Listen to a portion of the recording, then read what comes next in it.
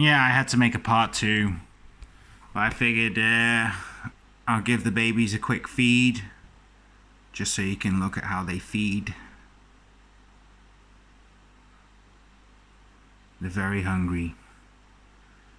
I'm thinking they're only about a day old, if that. They could be just under a day old. Well, it looks like popcorn going off here. Loving their shrimp wafers. But yeah, look at all of them.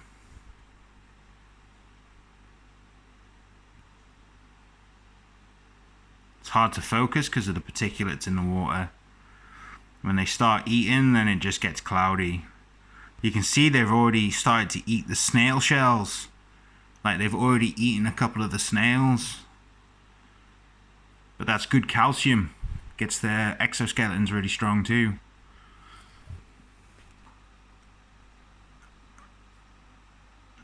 Zoom out. Whoa. I think there could be some up here as well. Did not see that.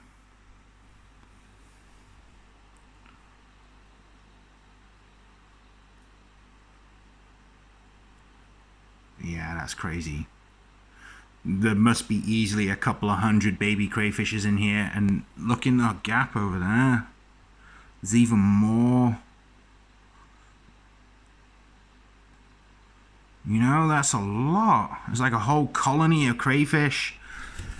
But what I do is I leave them in this tank for a little while, just so they can get strong. And then when they get to about 4 weeks, 2 months old, they get shifted over to a bigger tank so they can grow. I mean, they still need to get to that size, and you can't keep 100 crayfishes in this amount of water. They need the space, or they start to attack. At the most, you can keep 3 crayfishes in a tank that size. But even then, there's a chance that they could still kill each other. Like, these males are co-eding really good. A few females. I try not to keep more than three crayfishes in one tank. Like, there's actually 4 in here, but that male in the corner, yeah, he's not doing so well. So he goes with the other ones, but he's holding his own. It's how males strengthen themselves.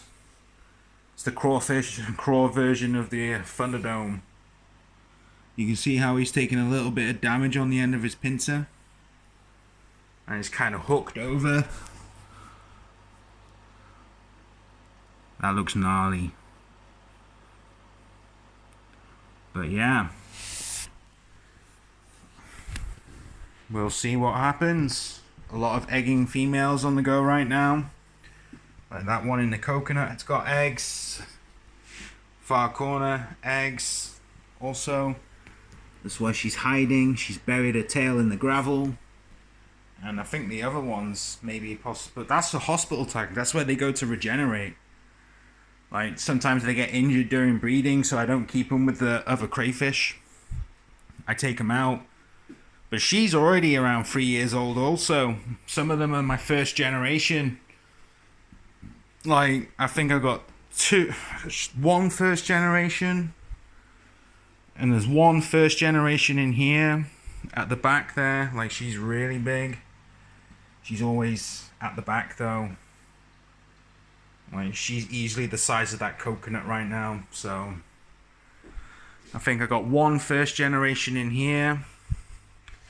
But you can also see on this one here, she's also molted some feathers. It's practically a death sentence for a crawfish. Because when it comes to molt again, they can't get the oxygen to do it. So they inevitably die. It's just a matter of time. So that's 2 females that are probably going to die. And I lost another female. Also from the first generation. But I still got plenty of first generation crayfishes. Like she's a first gen also. And I've got 3 first generations in the hallway tank. I've just turned that off now. I'm about to shut everything down because it's night time. See? Dark out. But I only did this because I was checking them, feeding them, making sure they got their dinners. and they prefer to eat at night because they prefer dark environments. And they're more active at nighttime as well during the day. So they're more likely to eat their food during the nighttime. But I'll try and make a couple more videos. Like, I'm just going to keep them short, 10-minute long. No longer than that. Because, yeah, when I'm filming in 4K, it kind of gives me a 10-minute recording requirement. Probably going to upgrade to a GoPro. That way I can actually put the GoPro in the tanks. And then we can view a bit of nightlife and see what they do at nighttime. So a lot more interesting things to come. We get to study the nighttime behavior of crayfish. When I'm sleeping, the GoPro will be recording. And then I can upload that to YouTube. But yeah, there's a lot of activity. A lot of males in this tank. And these are co-eding well. And I don't know how many males are in here. 1, 2, 3, 4, 5, 6, 7, 8. 9 males, but it is a pretty big tank. I think that's 125 liters, I think. So with the way the decoration's laid out, lots of leg space, lots of space for them to molt as well, and they can keep to themselves. They all have their own level, and sometimes they come out the top here onto the leafy stuff. Yeah, but thanks for watching, guys. This was my part 2.